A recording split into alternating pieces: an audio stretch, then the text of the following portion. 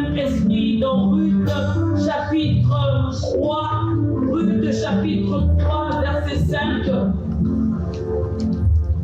Ruth a répondu, tout ce que tu m'as dit, je le ferai. Tout ce que tu m'as dit, je le ferai. Tout ce qu'on lui a dit, il faut encore écouter cette parole, recevoir cette parole, graver cette parole pour agir en fonction de cette parole. Raison pour laquelle Samuel ne laissait tomber à terre aucune parole de l'Éternel. Laissez-moi vous dire que nous ne sommes pas concertés avec maman Clotilde, mais l'Esprit de Dieu est le même. Dieu est là. Alors qu'elle nous donnait ce verset, je me suis dit, Seigneur, c'est vraiment toi. Même à la dernière minute, le titre a été changé. Tout ce que tu m'as dit, je le ferai. Qu'est-ce qui lui a dit quelque chose? Sa maman Naomi lui a parlé. Que je comprenne, que je ne comprenne pas. Tout souvent, on aime faire les choses, on aime obéir parce qu'on sait où est-ce que cette parole va nous emmener. Mais cette parole, on ne la comprend pas toujours. Même quand tu sais que la personne, quand tu crois en la personne qui t'a donné cette parole, qui t'a donné cet ordre, qui t'a donné ce conseil, si tu crois en cette parole, en cette personne, certainement, que tu appliqueras à la lettre cette parole, que tu ne laisseras tomber aucune des paroles qui t'a été donnée, aucun des conseils qui t'a été donné ne tombera par terre, parce que si tu le laisses tomber par terre, cela sera foulé aux pieds. On te dit, ne jette pas tes perles au pourceau, parce que les pourceaux ne connaissent pas la valeur des choses.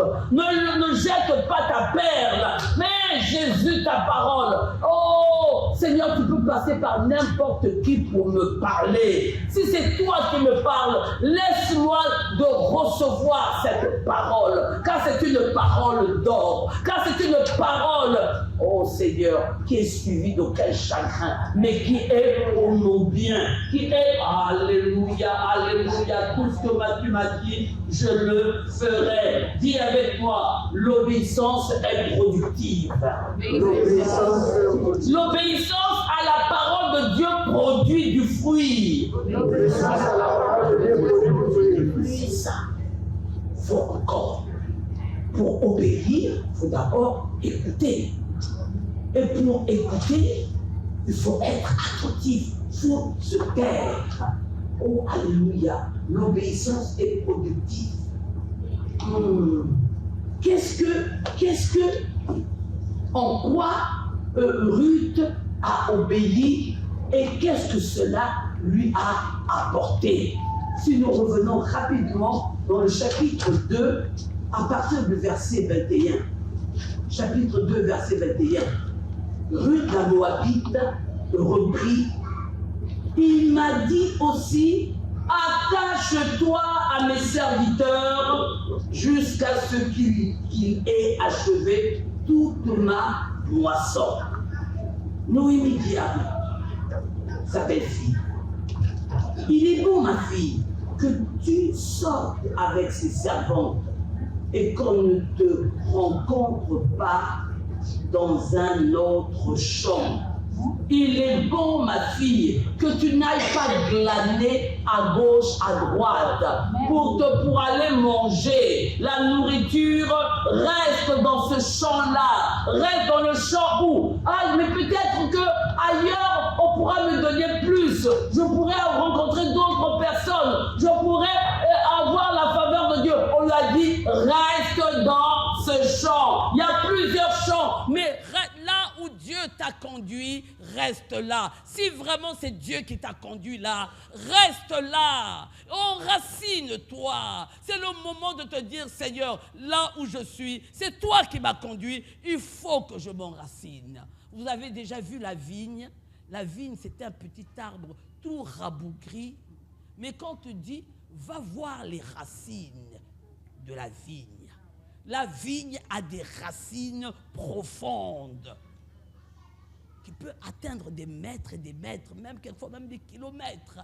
Ne t'attarde pas à l'aspect physique que tu vois, mais aux racines de toi, c'est alors que tu auras du fruit. C'est alors que tu seras nourri. C'est alors que tu pourras t'épanouir. C'est alors que tu pourras grandir.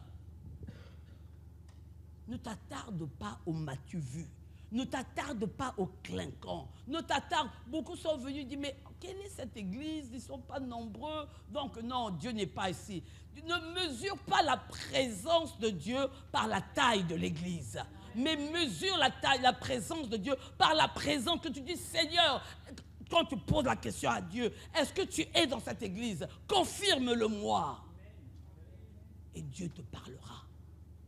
Quelquefois, ce sont des tests. Tu viens pour voir le monde, tu viens pour voir le tralala, ou alors tu viens pour rencontrer ton Dieu. Tu vas écouter ton sommeil un dimanche comme cela, tu ne travailles pas, tu peux faire la grasse matinée. Qu'est-ce qui va te pousser à te lever si tôt pour te rendre à la maison de Dieu? Qu'est-ce qui va te pousser à t'attacher à un ministère alors qu'il y en a tellement? Toi qui es jeune, si tu veux avoir des ministères, tu veux rencontrer d'autres jeunes, tu auras des ministères où il n'y a que des jeunes. Si tu veux avoir du monde, si tu veux des prophéties, il y a des ministères où il y aura des prophéties. Si tu veux des prophéties pour toi, qui vont te mettre comme une pommade, tu vas entendre cela. Si tu cherches, tu vas en trouver. Mais tu cherches Dieu pour les prophéties, tu cherches Dieu pour le move, tu cherches Dieu pour la jeunesse, ou tu cherches Dieu pour Dieu, pour ce qu'il est, pour qu'il fasse une œuvre en toi. On parlera toujours des grands serviteurs. Si tu savais que toi aussi, tu es une grande servante de Dieu. Si tu savais que toi aussi, tu es un grand serviteur de Dieu. Ce dimanche dernier, me demandait, mais Gabriel, on n'a pas vu. Notre sœur Sylvia demandait, mais Gabriel, je ne l'ai pas vu. Si elle savait que le matin, lorsqu'on est dans la voiture, elle a prié une prière qu'elle ne fait jamais. Mais je ne sais pas comment elle a formulé sa phrase, je ne me rappelle plus. Mais elle a pensé aux nouveaux baptisés. J'ai dit, même moi, ça m'a touché. Elle, oh Seigneur, garde ceux qui se sont fait baptiser. Et un bébé qui va prier pour les nouveaux baptisés, oui, c'est le devoir de l'Église. Ce n'est pas parce qu'ils se sont fait baptiser que c'est fini, non. C'est là vraiment que la vie même chrétienne commence. C'est là maintenant que les combats commencent. Et c'est le devoir de l'Église. Ne sois pas le premier ou la première à prendre la pierre pour leur lancer. À peine elle vient de se faire baptiser, voici la vie qu'elle mène, la vie qu'il mène. Non! Mais c'est un engagement. Et devant l'Église, et ça à l'Église également, de prendre ses responsabilités, de pouvoir les conduire, de pouvoir les confier à Dieu, de pouvoir même dans le secret les prier pour eux, pour que la route soit vraiment aplanie pour eux, au nom de Jésus. Alléluia. Moi, ça m'a parlé. Que le nom du Seigneur soit béni.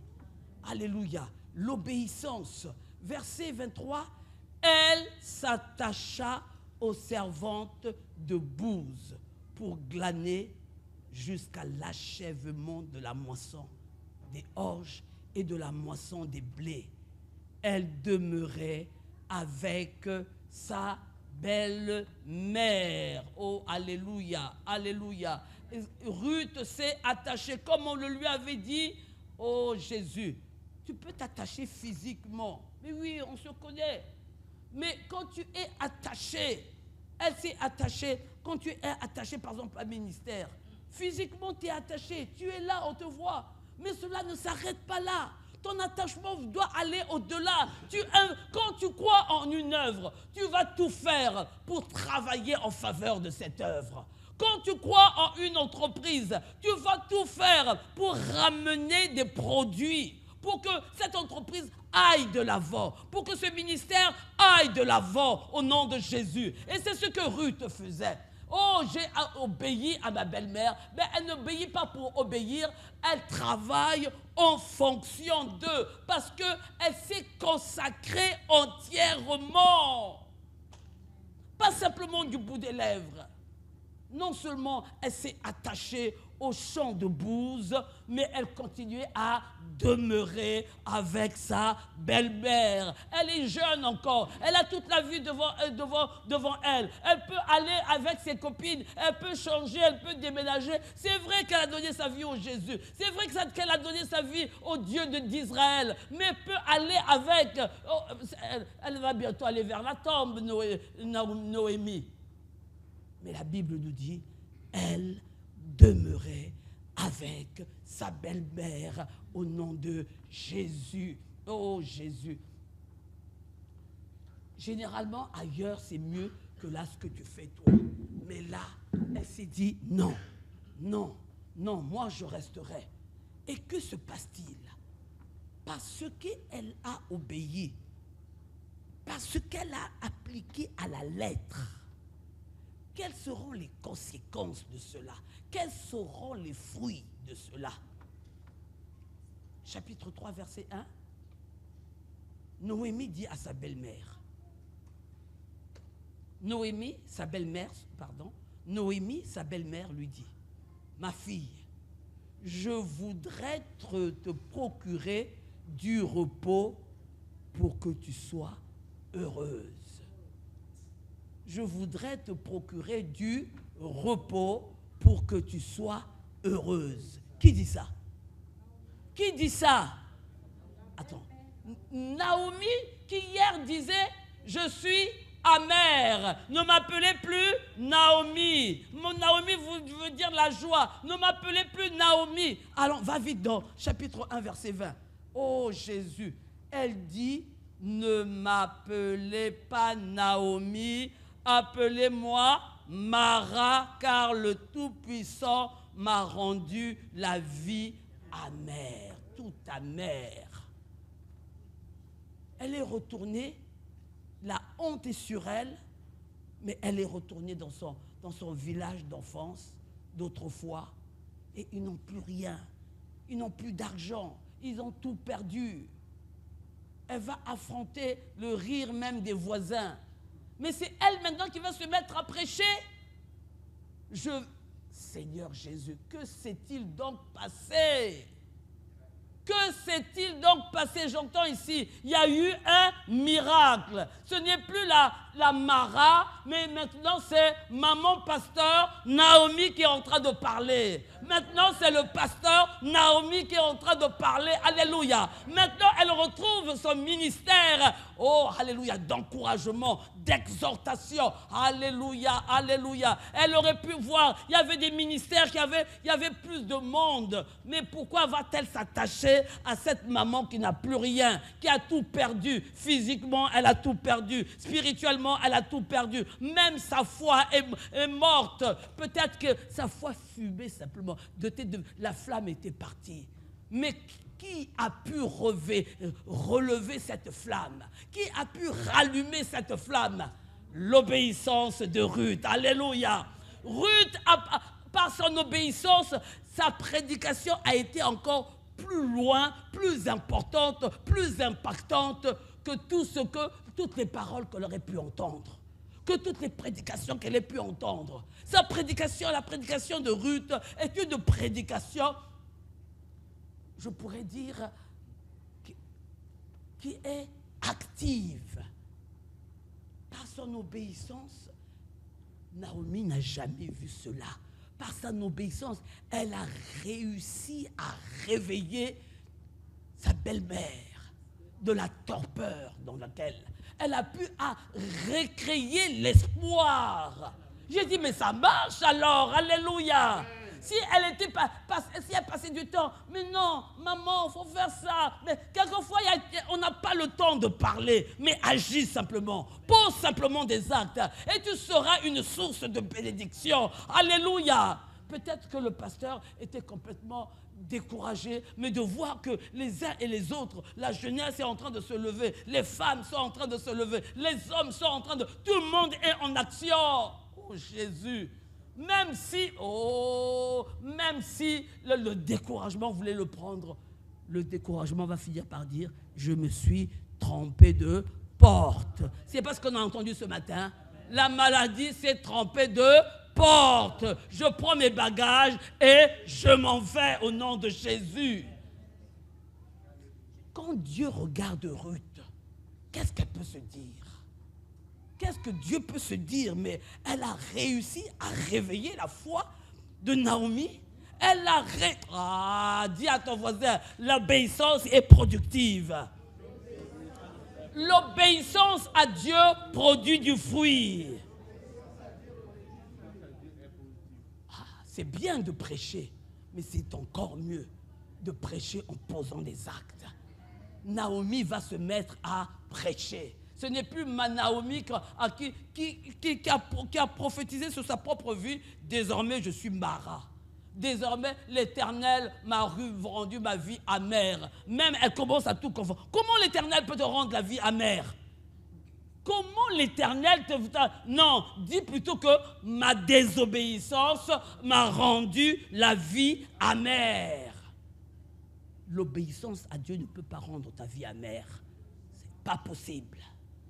Même si les épreuves sont là, Dieu te donnera la joie pour te relever au nom de Jésus. Dieu te donnera l'énergie pour te relever au nom de Jésus. Mais la désobéissance, si tu obéis, nous dit Deutéronome 28, voici toutes les bénédictions qui t'accompagneront, qui vont courir derrière toi. Mais si tu désobéis, voici toutes les malédictions. Tu vas dire que c'est Dieu qui a envoyé toutes ces malédictions. Il n'y a pas de malédiction avec mon Dieu. Mais parce que tu quittes la protection de ton Dieu, et Satan n'attend qu'une chose, c'est tomber sur toi. Dieu a préparé une bénédiction spéciale pour toi.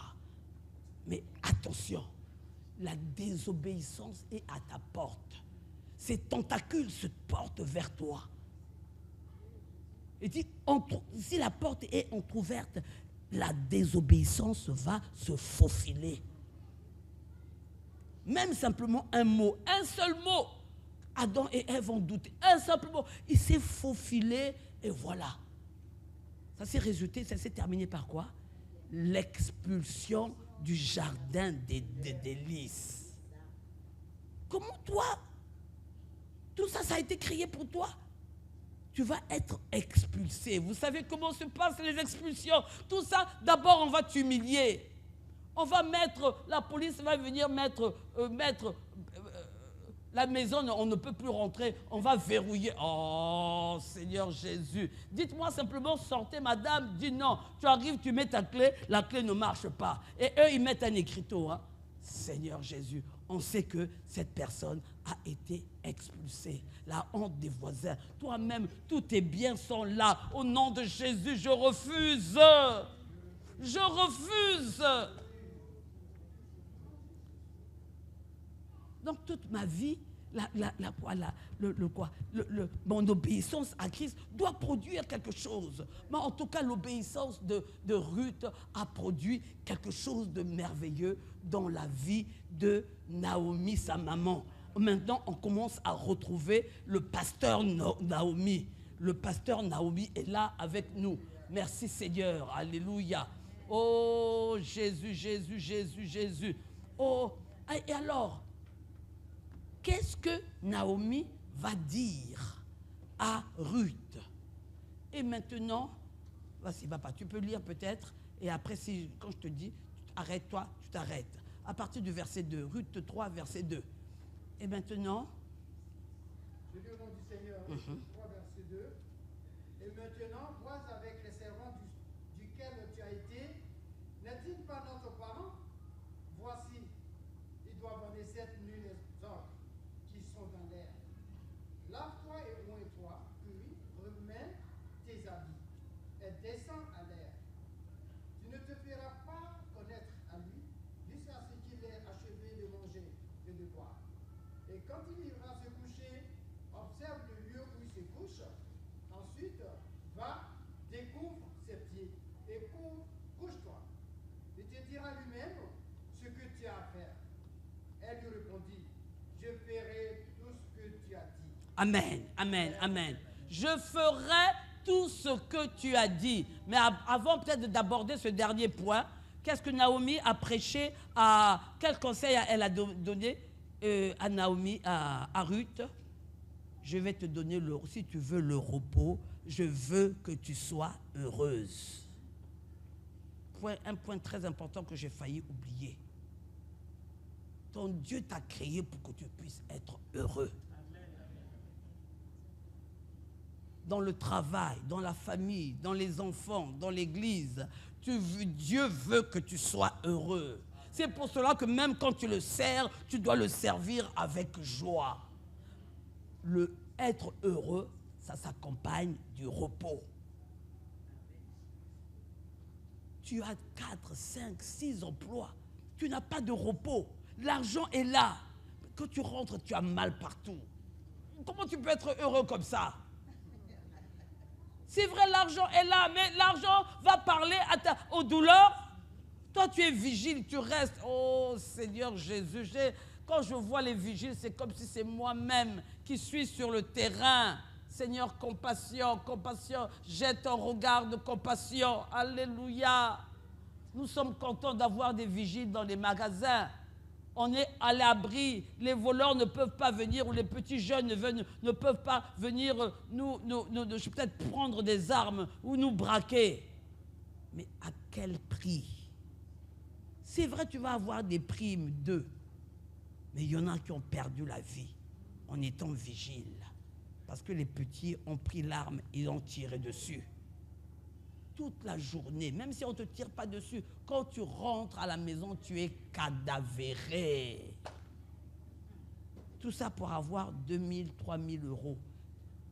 C'est bien, mais les douleurs, à quel prix? Notre Dieu s'est reposé le 7e jour pour pouvoir admirer. Il est bon de pouvoir également se reposer. Tu es à l'église, mais ton esprit est déjà parti. Le repos, il est physique, mais le repos aussi est dans la tête, au nom de Jésus. Pourquoi dans ce pays, dès qu'il y a un peu de vacances, on va courir ailleurs pour aller changer d'air? C'est normal. Parce que la vie que nous vivons ici, pourtant, on ne marche pas des kilomètres. Il y a les transports pour nous. Ce n'est pas comme au pays, on doit marcher des kilomètres pour te rendre d'un lieu à un autre.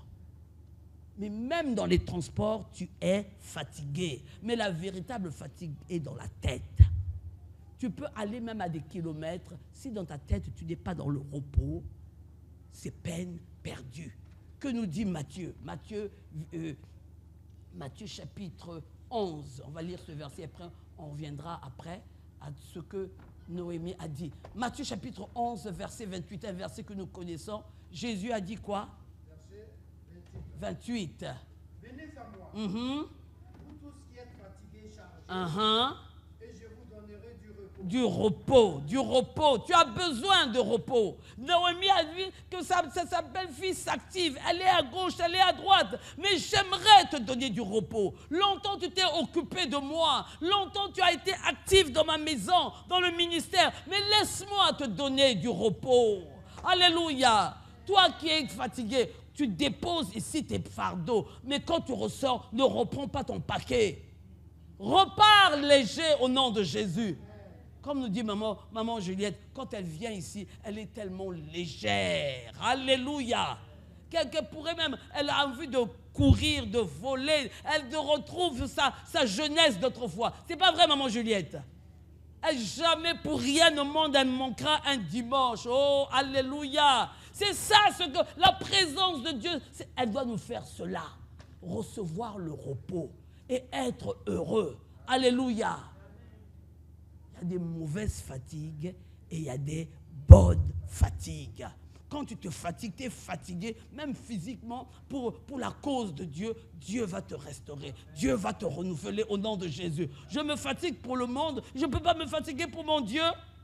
Laissez-moi m'occuper de l'entreprise de mon papa, parce que je crois à cela, au peuple de Dieu. Ton Dieu te dit, il veut te voir dans le repos et heureux. Cesse de pleurer. Arrête de pleurer, sèche tes larmes, te dit ton Dieu. Et regarde, comme disait Josaphat, Seigneur, nous sommes sans force, mais nos yeux sont sur toi, au nom de Jésus. Amen, amen, amen. Ok, repos de l'âme, repos de l'esprit, mais également repos du corps.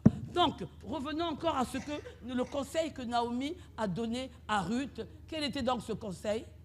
Quand tu iras dans le champ, parfume-toi, prépare-toi, et tu vas voir, tu vas observer où est-ce que Boaz se couche. Tu iras là-bas, tu vas découvrir ses pieds, et tu vas te dormir à ses pieds. Quelle leçon on peut tirer de là? C'est-à-dire, stratégie des femmes ou quoi, séduction ou quoi? Voici en fait ce que je ne l'ai pas lu nulle part, hein, c'est vraiment ma méditation qui m'a amené que les pieds sont un endroit stratégique. Dis à ton voisin, les pieds sont un endroit stratégique. Mais attends, il n'y a rien de poétique dans les pieds.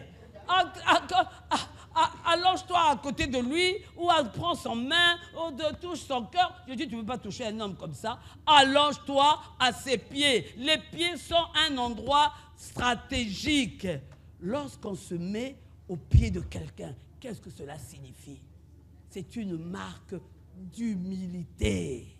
C'est une marque, c'est un signe d'abandon. C'est-à-dire que je m'abandonne entre tes mains.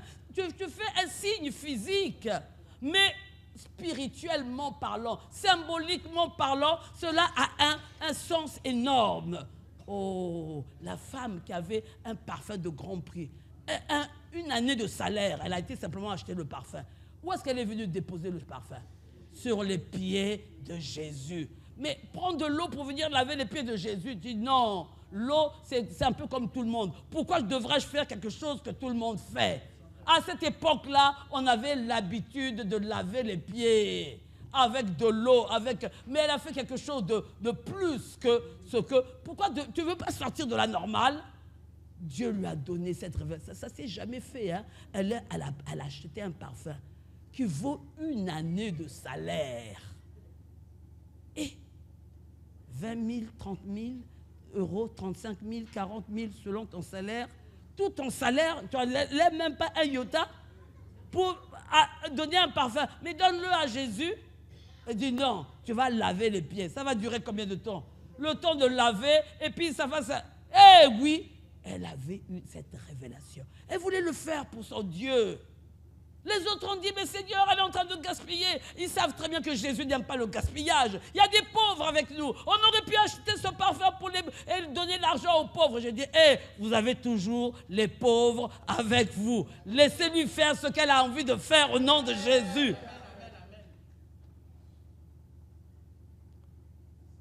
Et ce qu'elle faisait, elle ne le savait pas. Elle dit, elle est en train de préparer ma sépulture.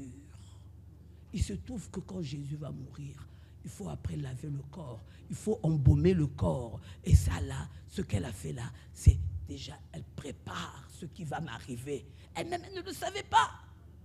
Mais Dieu était Dieu et a vu que, la fille, elle est vraiment dans la révélation du Seigneur. Et personne ne peut l'arrêter. Et, oh Jésus, Jésus.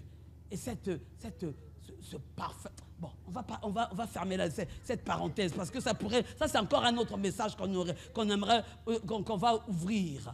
Oh, alléluia, tu pourrais lire cela dans Jean 12, on ne va pas le lire maintenant, Jean 12, verset 3. La femme cananéenne, c'est quoi son histoire de la femme cananéenne? Sa fille est tourmentée par un mauvais esprit. Que va-t-elle faire?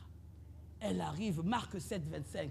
Elle arrive, Marc 7, 25. Elle va venir se jeter aux pieds de Jésus. Pourquoi se jeter aux pieds de Jésus? Seigneur, je n'ai que toi. Je m'abandonne entre tes mains. Seigneur, qu'est-ce que tu peux faire pour moi? Oh Jésus. Vas-y, Marc 7, ok. Je lui ai dit, Seigneur, car une femme dont la fille était possédée d'un esprit impur, entendit parler de lui et vint se jeter à ses pieds. Alléluia.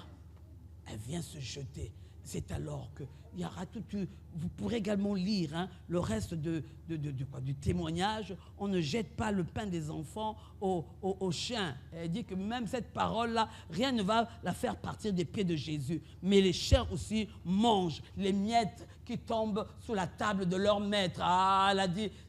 Je n'ai pas vu une telle foi en Israël. Elle a dit, femme, ma fille, ta foi est grande. Alléluia. Que ton Dieu va au pied de Jésus. Et on te dira que ta foi est grande au nom de Jésus. Je pourrais encore continuer. Pierre et Marie avaient choisi d'aller s'asseoir au pied de Jésus. C'était là qu'elle écoutait, qu'elle recevait la parole. Oh, les pieds de mon Seigneur sont un endroit stratégique. Va à ses pieds. Et certainement que l'Éternel t'entendra. Parce qu'à cause de ton humilité, tu pourras te connecter avec Jésus. Oh, alléluia, alléluia. Les pieds également, c'est un lieu d'autorité au nom de Jésus. Là, tu reçois l'autorité. Oh, déjà dès le jardin, nous voyons que la femme, la postérité de la femme va faire quoi? Va t'écraser la tête. Tu vas écraser la tête avec la main, mais non, avec les pieds. Que Jésus a tout mis sous ses pieds. Oh, alléluia. La même autorité que Dieu a, cette même autorité, Dieu te l'a donnée. Dieu a mis tout sous tes pieds. Alléluia. Il te dit que tout endroit que foulera la plante de tes pieds, nous dit-il, qu'est-ce qu'il est dit? Partout où tu marcheras, partout où la plante des pieds marchera, tu fais une marche guerrière. Toi, tu es en train de marcher. Tu crois que tu marches comme tout le monde. Mais quand toi tu marches, tu écrases, tu réduis en poussière. Oh, tu vas au travail, tu es en train de marcher. Seigneur, tout endroit que foulera la plante de mes pieds, tu me le donnes. Et tu écrases, et tu anéantis, et tu réduis en poussière. Et là, tu es là, marche guerrière. Et l'ennemi a peur de toi. Quel démon peut se lever contre toi? Quel Goliath peut tenir devant toi? Pourquoi? Il a dit encore quoi? Dans Luc, dans Luc chapitre 10, verset 19, nous terminerons par celui-ci, l'importance des pieds. Luc 10, verset 19. On va peut-être tous le lire. Je lis au nom du... Lis-le et puis après on va le répéter. Je lis au nom du Seigneur. Luc 10, verset 19. C'est ça. Voici, Alléluia. je vous ai donné le pouvoir de marcher sur les serpents et les scorpions et sur toute la puissance de l'ennemi, et rien ne pourra vous nuire. Alléluia. Que l'Assemblée se lève, que nous puissions proclamer cette parole. Alléluia. Nous aussi ce matin, comme Ruth, nous aimions nous rendre au pied de notre Seigneur Jésus. Alléluia, alléluia, alléluia. Gloire à ton nom, Seigneur. Alléluia, alléluia, alléluia. Merci, Seigneur. Rien ne pourra vous nuire. On peut y aller, s'il vous plaît. Voici, je vous ai donné le pouvoir de marcher sur les et sur toute la puissance de l'ennemi, et rien ne pourra vous nuire. On peut retrouver également dans Luc 10, verset 38, qui est pratiquement la même chose aussi. Luc 10, verset 38. Oui. Vas-y. Oui, qui dit, comme Jésus était en chemin avec ses disciples, il entra dans un village. C'est bien ça? Oui, vas-y. Et une femme nommée Marthe le reçut dans sa maison. Ok. Elle avait une sœur. C'est bon, c'est bon. Oui. Le texte, le pasteur me donnait le verset de Marthe. Oui, vas-y, continue. Oui, vas-y.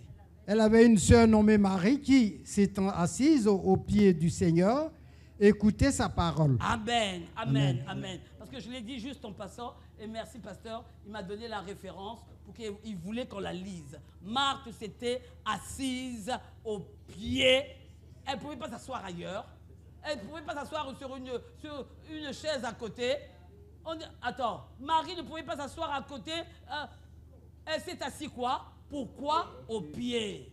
Alléluia. Elle avait une sœur. Revenons encore. Alléluia. Et je vous disais encore au début de l'introduction, c'est ce verset qui a inspiré notre sœur Isabelle. Et que quoi? Elle s'assit au pied du Seigneur et qui quoi? Écoutait sa parole. Et après la parole, il y a quoi? Un point. Après la parole, il y a un point. Oh Jésus, Jésus. Le verset de Luc, s'il vous plaît, que nous venons de confesser, puisque vous êtes debout. Luc 10, 19.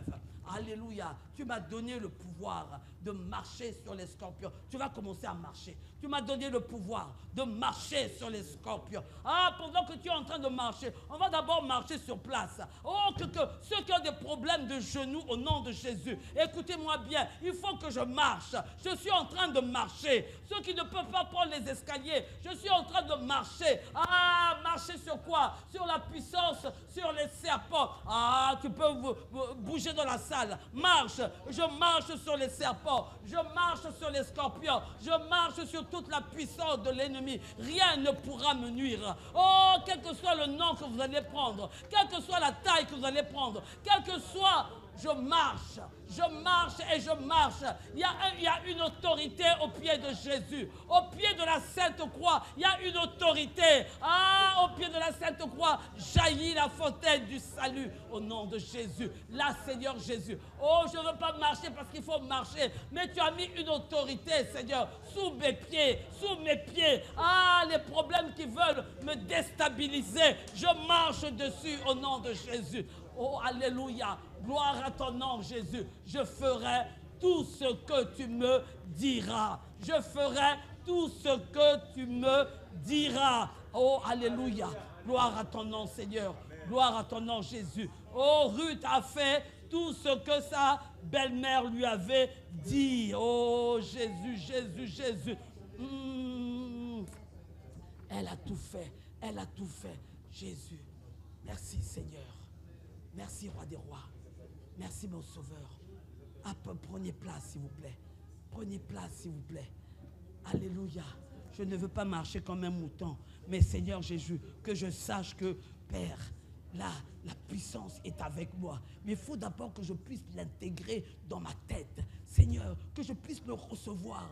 Que c'est la parole de Dieu qui me le dit. Et je marche, Seigneur. C'est toi qui marches avec moi. Seigneur, c'est toi qui l'as dit. Ce n'est pas un homme qui l'a dit.